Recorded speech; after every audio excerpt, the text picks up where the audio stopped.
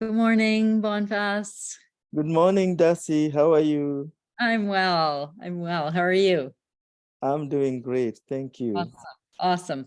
Yeah, so I'm the founder of Wheat Institute, and I am here on Treaty 1. So we're on the eastern shore of Lake Manitoba. We're the homeland of the Red River Valley Métis and also ancestral lands of the Innuit, Anishinaabe, Dene, Dakota, and Oji-Cree. And it is spring here, although it looks like winter. I'll just share the lake. Please It do. Voila.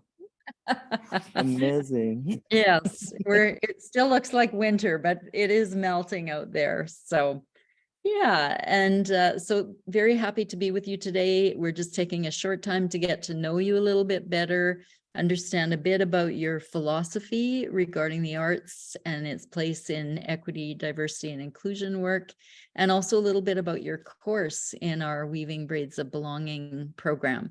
So I'd like to turn it over to you to introduce yourself.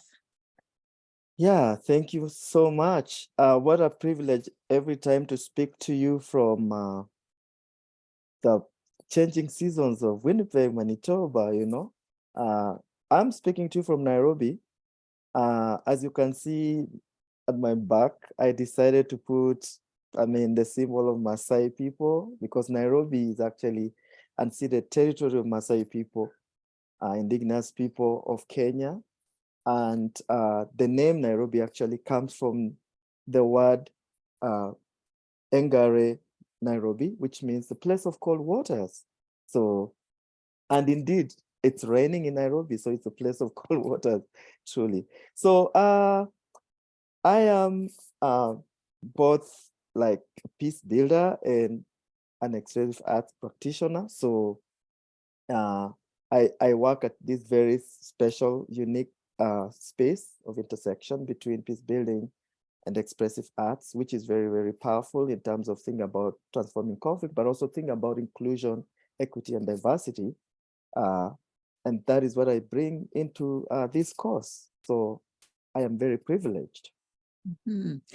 Yeah, and you have a very international perspective on this work with training at the European Graduate School and then also doing your PhD in Manitoba at the University of Manitoba and many, many international trainings globally. Do you want to share a little bit about how all of your trainings come together and maybe some highlights that, leave you particularly well suited to offer this work on equity, diversity, and inclusion through the arts? Yeah, so my trainings as well as my work experiences have given me an opportunity to be both in the academic spaces as spaces of inclusion, diversity, and equity, but also to be in workplaces, institutions, for example, schools, jails, companies, as a facilitator for dialogue, specifically using the arts on issues of inclusion, diversity, and equity. I come with this experience of having worked in conflict transformation in most of African conflicts, but also working with artists and social change activists through institutions in countries like South Africa, working on issues of future of South Africa post-apartheid, to as far as working in Winnipeg, working with prisons in Winnipeg, working with schools, working with teachers in the schools around Winnipeg, using the arts, but also like working in Europe at different festivals, like recently just from Netherlands, do the same work.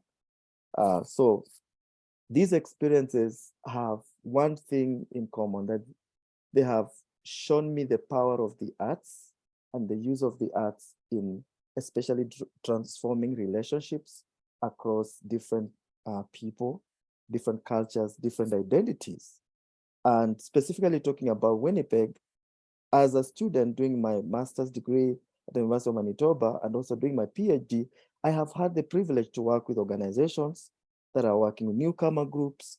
I've had an opportunity to work with organized companies to try out things like, what does theater mean for companies to talk about racial relationships and all these kind of things. So this is the kind of experience that I bring into this training.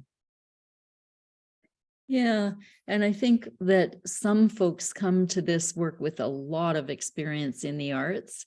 And then we're also really looking to welcome people in who may not have any experience with the arts and may feel like they're not artistic and, really be curious about what this all might mean in terms of using the arts as a tool. And, I'm just thinking of that expression in expressive arts that we work high sensitivity, low skill. So can you unpack that a little bit for listeners? Yeah, so yes, and high sensitivity, low scale is the principle of expressive arts. So the intermodality of expressive arts also has provided for us, and I really learned a lot when I was doing my studies at EGS, has given us kind of the kind of work that we do is people's uh, expressive art. So going back to look at people as assets and as creators of what their own world, their own, how they make sense of their own world, how they create meaning out of relationships. And this is something very new in the workplaces. Of course, workplaces are all about relationships, but it's not very easy to kind of put your finger on how people can be able to do that.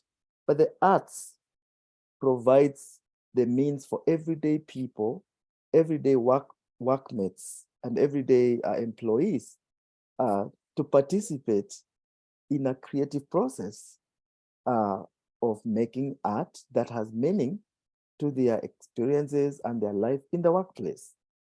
And this is what this course is all about. So integrating the arts as well as the workplace, as well as looking at issues of equity, inclusion, and diversity comes in to create kind of a container, not just of creativity, but where relationships can be shifted and where new stories can be developed, and new turning points of stories can also be shifted, which is very, very important for Yeah. the workplaces. Yeah, it's maybe a playful space for serious conversations. I think the arts provide a lot of possibilities, when you bring in the imagination for imagination, creativity, and different roles, different possibilities, opening up possibilities. I know storytelling is of particular interest to you. Could you describe a way that we might use storytelling or, um, you know, um, other arts media in your work in this specific class that you'll be offering? Yeah, so storytelling it's very powerful in terms of unpacking. I mean, actually, one of the things that is emerging, coming really to me recently, is the complexity of relationships, especially in terms of how the workplaces are changing, shifting because of kind of things like technology and how that shapes relationships. So storytelling, and I'll tell you, most of the stories will come from the workmates, from people at the workplace. But how I use storytelling is like I use my own kind of story props, where I share the stories that I know. Some of them might be folklore, or some of them might be real life stories coming from work experiences, and then creating different possibilities, as you have spoken, through imagination of what the end of the story is, what alternative ending to the story, that with that kind of like uh, breaking the tensions or transforming the contradictions in the stories or the difficulties in the stories becomes very, very symbolized and metaphorized through these workshops. So storytelling, and especially part of the storytelling, apart from the oral storytelling, is the movement. It's also the games that we play, so the warm-up games that we play, and it's also the kind of group work that we use to kind of like, for instance, I use image theater a lot as a way of symbolizing complex work relationships. These things will come into play during these workshops. Awesome.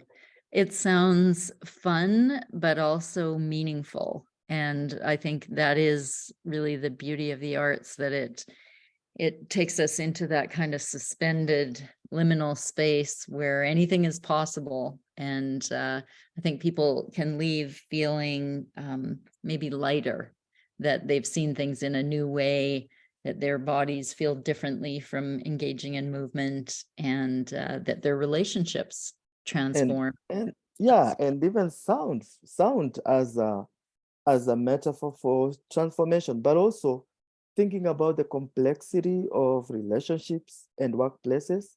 Nothing else can capture these complexities like the arts, you know. It's such a rich language that, goes across borders. We think of the arts like an image or a symbol communicates across border, across difference, across language. So, well, thank you so much, Bonface, for sharing about your experience and about the work. And I'm just excited about your course. So our registration is ending tomorrow. And so we're just very happy to welcome people in. So thanks for your time today, and we look forward to seeing you in your course. I'm looking forward. Thank you very much, because I also look forward towards learning from this as a facilitator. So thank you so much, Darci. Okay, take care. You're welcome.